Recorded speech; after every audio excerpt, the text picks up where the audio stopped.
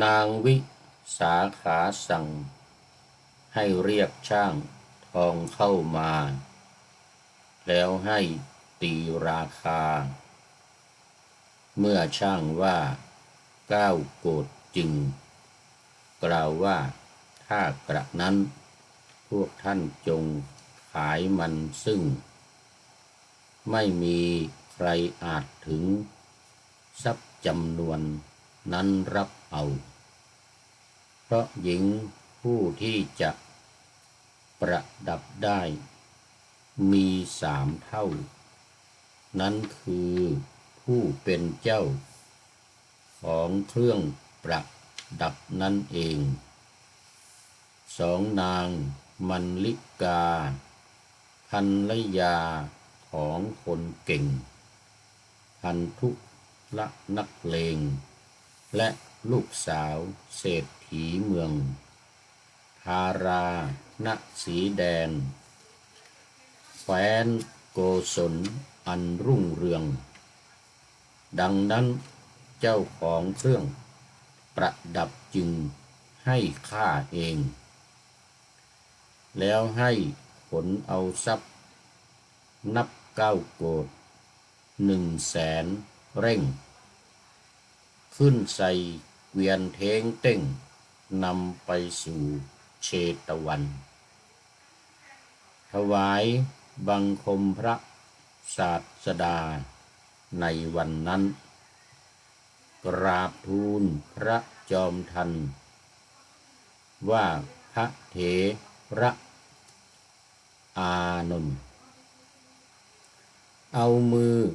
ถูกต้องเครื่องประดับเรืองของหม่อมฉันจำเดิมแต่การนั้น หม่อมฉันไม่ประดับเลยแต่หม่อมฉันให้ขายไม่มีใครรับดังเอ่ยจึงให้ข้าเองเลยแล้วนำมาสู่อารามหม่อมฉันจะน้อมไปในปัจจัยไหนจะงามในปัจจัย4ตามความเหมาะสมน่าชมดูพระศาสดาตรัสว่าเธอจัดทำที่อยู่เพื่อสงฆ์ใกล้ประตูด้านปราจีนทิศเถิดเธอนางวิสาขามีใจยินดีทูลว่าสมควรและเลิศเลอพระเจ้าข้าจึงได้เอาทรัพย์9 โกฏซื้อเฉพาะที่ดินเหมาะแล้วเริ่มเข้าสู่การสร้างวัดเอาทรัพย์อีก9 โกฏค่าทำขอถวายความนอบน้อมแด่พระรัตนตรัยมีพระพุทธเจ้าเป็นต้นขอถวายความเคารพพระมหาเถระพระเถรานุเถระเจ้าคณะพระสังฆาธิการทั่วโลกมีพระเดชพระคุณพระธรรมเสนาบดีรองเจ้าคณะภาค7วัดพระธาตุดอยสุเทพเป็นต้นและขออำนวยพรแด่ท่านผู้ฟังท่านผู้ชมสาธุชนพุทธบริษัททั้งหลายวันนี้รายการธรรมทัศน์ของวัดพระธาตุดอยสุเทพออกอากาศทางสถานีวิทยุวปท2จังหวัดเชียงใหม่มีร้อยเอกจำนงปัญญาวัฒโนเป็นหัวหน้าสถานีและอาตมภาพพระครูปริยัติยานุศาสตร์เป็นผู้บรรยายวันนี้ก็ยังอยู่ที่เดิมวัดพระธาตุดอยสุเทพเยอรมันและตอนนี้ก็ใกล้จะ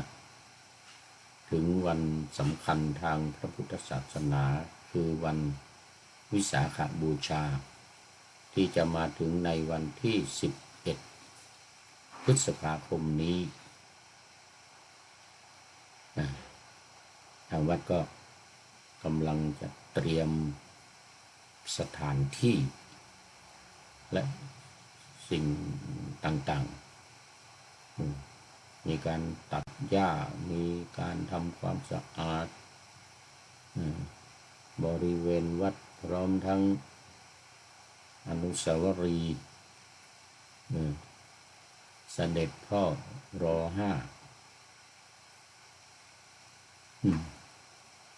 แล้วก็เตรียมสิ่งของใช้ไม้สอยต่างๆมากันหลายคนวันนี้ก็มีมายมออฟแอปมาแล้วกำลังทำอาหารเสร็จรายการนี้จะได้ฉันเพลฉันภัตตาหารเพลพอดีเลยนะแล้ววันที่10 ถึง 11 2 วันนี้ก็จะมีญาติโยมมาปฏิบัติธรรมกรรมฐานนุ่งขาวห่มขาวรักษาศีล8โบสถ์สดศีลวันที่10 กับ 11 2 วันในวันที่11นั้นก็จะมีพิธีทำบุญตักบาตรสวดมนต์ฟังเทศน์ตามปกติแล้วก็ประทับศีลเวียนเทียนรอบพระบรมธาตุดอยสุเทพจำลองที่อยู่ในวัดพระธาตุดอยสุเทพเยอรมันนี้แต่ว่าในวันที่25อันนี้จะมีงานใหญ่คือการฉลองวัดครบ11 ปีแล้ววันนี้แล้วเดี๋ยวท่านอาจารย์พระมหาชัยวิชิตซึ่งอดีตเป็นเจ้าอาวาสวัดพระธาตุดอยสุเทพเยอรมันนี้ซึ่งกลับไปเมืองไทยไปทำงานอยู่ที่มจร.วิทยาเขตเชียงใหม่เป็นพระครูแล้วแต่จำชื่อไม่ได้ ที่จะมาแล้วก็อาจารย์ท่านพระมหาสุนทรน้อยก็เรียกสุนทรน้อย ก็จะมาด้วยซึ่งก็เคยอยู่เยอรมันมาก่อนสมัยนั้นก็มาอยู่ที่วัดพระธาตุดอยสุเทพเสาวรังพร้อมๆกันกับท่านเจ้าคุณสิริสิริอะไรเจติยานุกูลท่านพระครูท่านเจ้าคุณเมี่ยง เจ้าอาวาสวัดดอยสุเทพเสาวรังองค์ปัจจุบันแต่คราวนี้คงไม่ได้มาด้วยก็จะมีมา2 รูปคือท่านอาจารย์ชัยวิชิตกับอาจารย์มหาสุนทรโอ้ดีใจมากญาติโยมดีใจมากเนี่ยโน่นจะมาวันที่21แล้วก็อยู่10 วันถึงวันที่30ก็จะกลับมาช่วยงานบินมาช่วยงานหลวงพ่อส่งมาทำงานเกี่ยวกับการฉลองวัดครบ11 ปีแล้วก็จะกลับไปนี่ก็เป็นกิจกรรมของทางวัดพระธาตุดอยสุเทพเยอรมัน วันที่10ที่11วิสาขบูชาแล้วก็24 25เสาร์อาทิตย์ที่24 25ก็จะเป็นวันจัดงานฉลองวัดครบ11 ปีนี่ก็ถือโอกาสประชาสัมพันธ์เชิญชวนญาติโยมทั้งหลายที่อยู่ในเยอรมนีหรือในเมืองไทยก็ยังมาทันนะยังมาทันมาพร้อมกับท่านอาจารย์มหาชัยวิชิตวันที่21วันที่21ก็ยังมาทันเอาละตอนนี้ก็ไปที่วัดพระธาตุดอยสุเทพเชียงใหม่อีกนิดนึงเนี่ยฝากประชาสัมพันธ์มาFC ตัวจริงท่านสุริยันคำปาก็ฝากประชาสัมพันธ์มาวันที่9ที่10 11โอ้งานใหญ่ฟังเทศทุกวันนี่เริ่มมาตั้งแต่วันที่4แล้วจนถึงวันที่10เหมือนกันนะที่หน้าบันไดนาคข้างล่างนู่นข้างล่างครูบาเจ้าศรีวิชัยอนุสาวรีย์ครูบาเจ้าศรีวิชัยทุกวันเชิญชวนญาติโยมทั้งหลายมาร่วมกันฟังเทศเป็นประจำแล้วก็เดินขึ้นดอยด้วยวันที่10ตั้งแต่1 ทุ่มไปจนถึงตี 5ตอนเช้า5-6แล้วก็จะได้ทำบุญตักบาตรสุขสามเณร500 รูปเป็นประจำทุกปีเราทำตั้งแต่ประมาณ6 โมงกว่า6 โมงครึ่งหน้าบันไดนาคตอนกลางวันก็ส่งน้ำพระบรมธาตุด้วยน้ำสงฆ์พระราชทานจากพระบาทสมเด็จพระเจ้าอยู่หัวพระวชิรเกล้าเจ้าอยู่หัวรัชกาลที่10รัชกาลปัจจุบันนี่แหละตอนเย็นก็มีพระธรรมเทศนาอีก1 กันอันนี้เนื่องในวันวิสาขบูชาสุดท้ายแล้วก็วันที่12 ถึง 18คือแรม1 ค่ำถึงแรม7 ค่ำนี่ก็มีเทศทุกวันอีกบริเวณพระบรมธาตุดอยสุเทพข้างบนทุกคืนเวลา1 ทุ่มเหมือนเดิมเชิญชวนทุกท่าน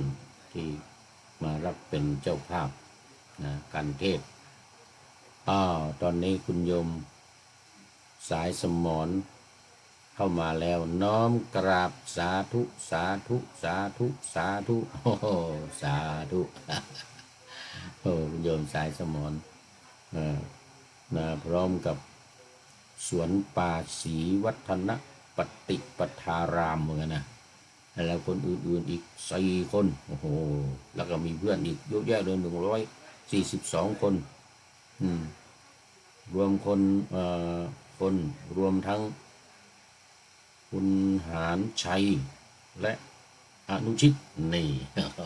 สาธุจากอุตรดิตถ์อิตรดุษปากทางเข้าไปอำเภอท่าปลาจังหวัดอุตรดิตถ์โอ้สาธุเข้ามาเป็นเพื่อนกันในเวลาขณะกำลังไลฟ์สดอยู่ขณะนี้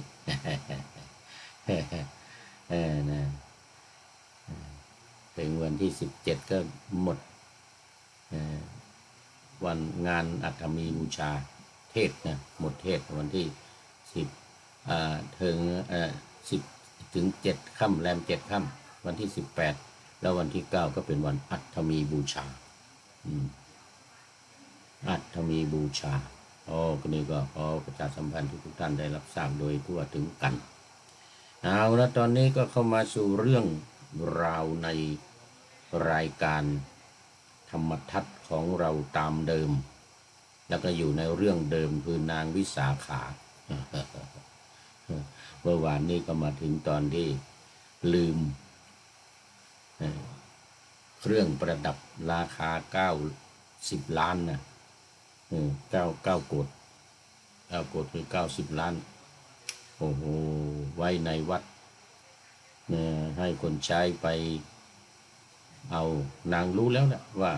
มันท่านพระอานนท์จะต้องเป็นผู้ที่เก็บไว้รักษาไว้ไม่ให้หายก็บอกคนใช้ไปว่าโอ้ถ้าพระคุณเจ้าแตะต้องถูกแล้วก็อย่าเอามาเด้อเราถวายแด่พระคุณเจ้าของเราละนางทาสีคนใช้มาถึงก็อ๋อพระอานนท์บอกว่าโน่นเอาไว้ข้างบันไดโน่นไปเอาไปเถอะเหมือนกันนะท่านอานนท์เห็นนางก็บอกว่าโอ้แม่เจ้าไม่เอาแล้วถ้าพระคุณเจ้าถูกต้องเครื่องประดับก็เป็นการถวายไปเลยเหมือนกันเป็นการประเคนไปในตัวเหมือนกันเป็นการประเคนถือว่าประเคนแล้วเหมือนกันกลับไปบอกนางวิสาขาบอกว่าเอาวิสาขาบอกว่าฮะอย่างนั้นเหรอทำไก่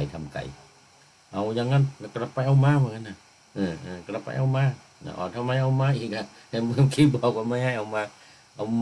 จะเอามาขายอย่างนั้นจะเอามาขายแล้วเดี๋ยวจะไปถวายท่านพระคุณเจ้าของเราท่านพระอานนท์ปรากฏว่าตอนที่มาเอาไปอานนท์ถามเองว่าเอาไปทำไมเมื่อกี้ว่าไม่เอาแม่เจ้าจะเอาไปขายแล้วเอามาถวายพระคุณเจ้านะว้าไม่เอาอานนท์บอกเอาไม่เอานั่นโอ้โหของมีค่าราคาเป็น90 ล้านนะโอ้ไม่เอานะก็ไม่เป็นไรเหมือนกันเดี๋ยวเอาขึ้นไปให้แม่เจ้าก่อนแล้วแต่ว่าจะดำเนินการยังไงอย่างนั้นนะกลับไปนางก็ประกาศขายเลยประกาศขายสั่งให้ช่างมาตีราคาก่อนสั่งให้ช่างมาตีราคาแล้วก็ประกาศขายปรากฏว่าไม่มีคนซื้ออีก เพราะมันแพงเกินไปไอ้ที่สำคัญก็คือว่าเขายกไม่ไหวเลยยกไม่ไหวมันหนักมันมีคนยกได้อยู่3 คนเท่านั้นเหมือนกันนะคือ1นางวิสาขาเจ้าของเครื่องประดับนี่ยกได้ใส่ได้เดินได้สบายเพราะว่ามีกำลังแรงเท่ากับม้าช้าง5 เชือกเท่ากับช้าง5 เชือกนะที่ทดลองพระราชาทดลองไปเมื่อวันก่อนนั่นนะเอามือ2 นิ้วแตะงวงช้างเนี่ยก็ล้มลงไปแล้ว ถ้าจับอย่างมั่นคงแล้วก็ตายแน่ว่างั้นนะช้างตัวนี้ตายแน่โอ้กำลังอะไร5 เชือกช้างมาเชือกเดียวนะช้างตัวเดียวก็โอ้เอาแค่2 นิ้วแตะก็ล้มแล้วช้างล้มแล้วไม่เป็นท่ากลางดัน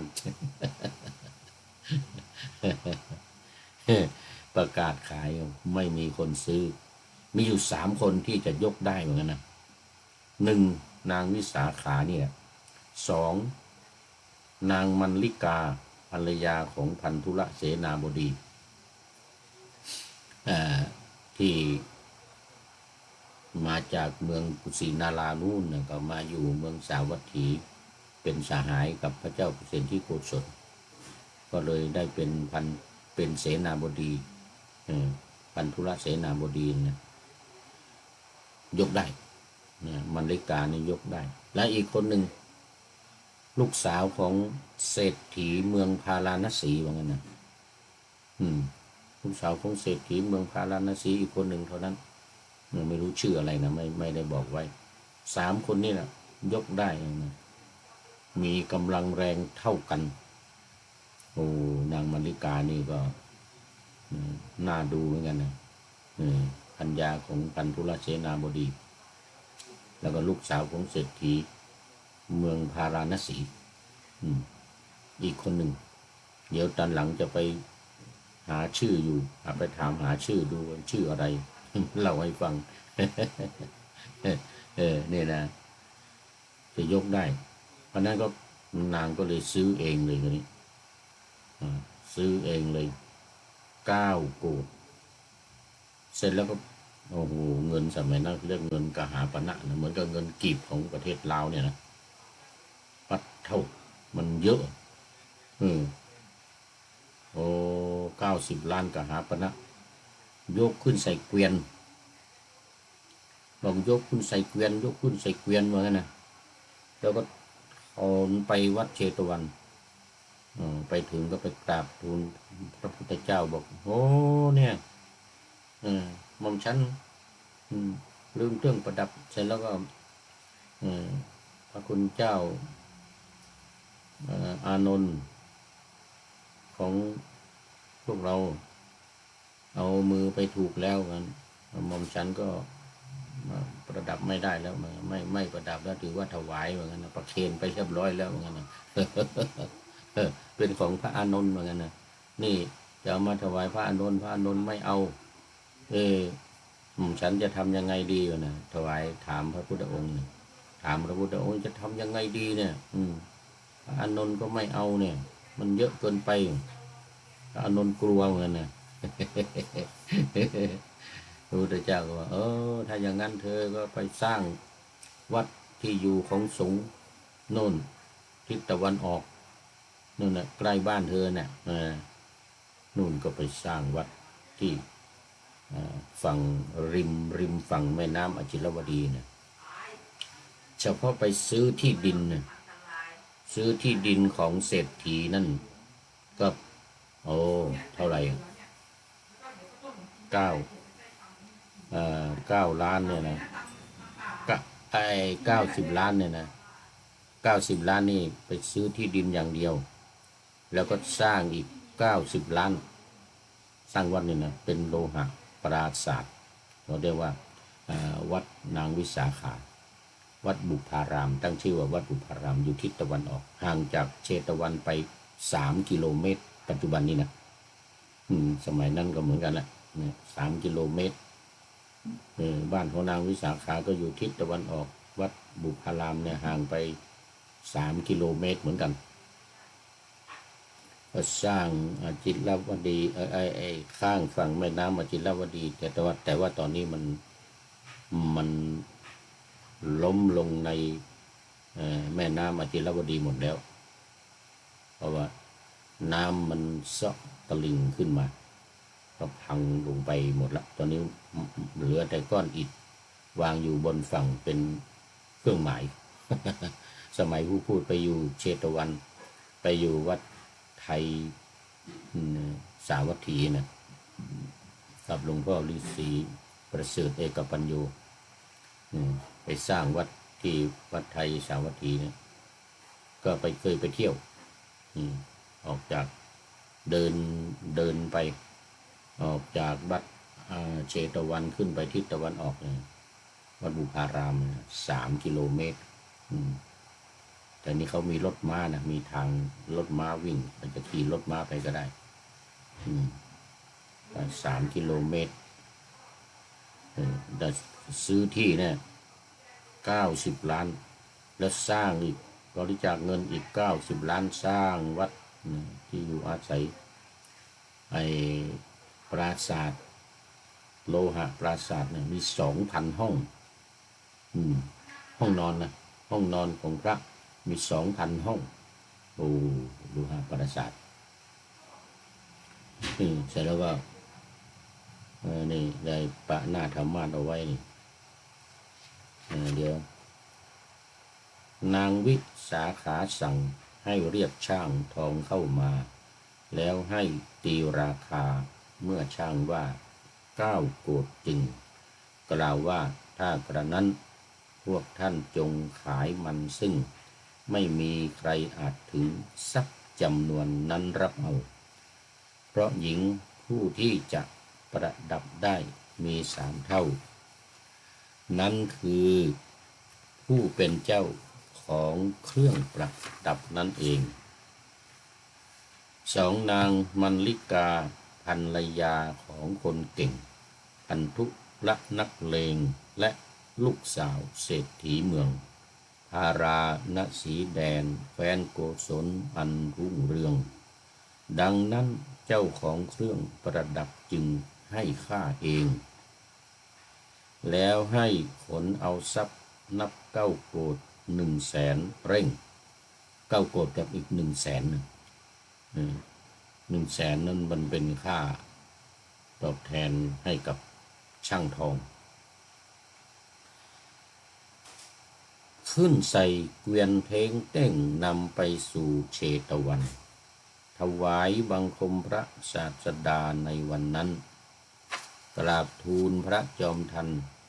ว่าพระเถระอานนท์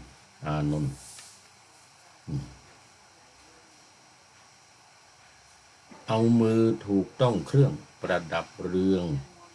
ของหม่อมฉัน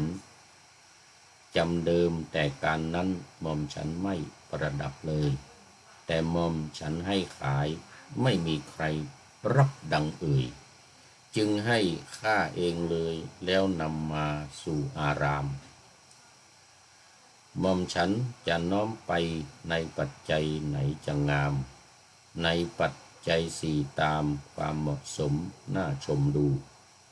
พระศาสดาตรัสว่าเธอจัดทำที่อยู่เพื่อสงฆ์ใกล้ประตูด้านปราจีนทิศเถิดเธอนางวิสาขามีใจยินดีทูลว่าสมควรและเลิศเลอพระเจ้าข้าจึงได้เอาทรัพย์9 โกฏซื้อเฉพาะที่ดินเหมาะแล้วเริ่มเข้าสู่การสร้างวัดเอาทรัพย์อีก9 โกฏค่าทำหลักตอนนี้ก็หมดเวลา หมดเวลาคุณโยมสายสมรก็เป็นท่านสุดท้ายเข้ามาในรายการวันนี้ขอโมทนาเป็นอย่างยิ่งนำรายการพระธรรมทัศน์ไปก่อนแล้วจะย้อนมาใหม่ในวันหลังเพื่อให้ท่านทั้งหลายได้รับฟังพระธรรมเทศนังเหมือนดังเดิมเป็นธรรมะในพระไตรปิฎก3ธรรมบทอันงดงามบรรยายเสริมอธิบายใจความเหมาะมาต่อเติมยกนิทานดั้งเดิมเสริมบทธรรมขอทุกท่านสุขกายสบายใจปรารถนาสิ่งใดอันเลิศล้ำจงเพิ่มพูนตามบุญงามและตามกรรมที่ได้บำเพ็ญไว้ทุกประการตอนสุดท้ายจริงๆเข้ามาแล้วตอนนี้ก็คือคุณโยมสิริชัยโพสีกราบสาธุครับหมดเวลาพอดีโมทนาขอเจริญพร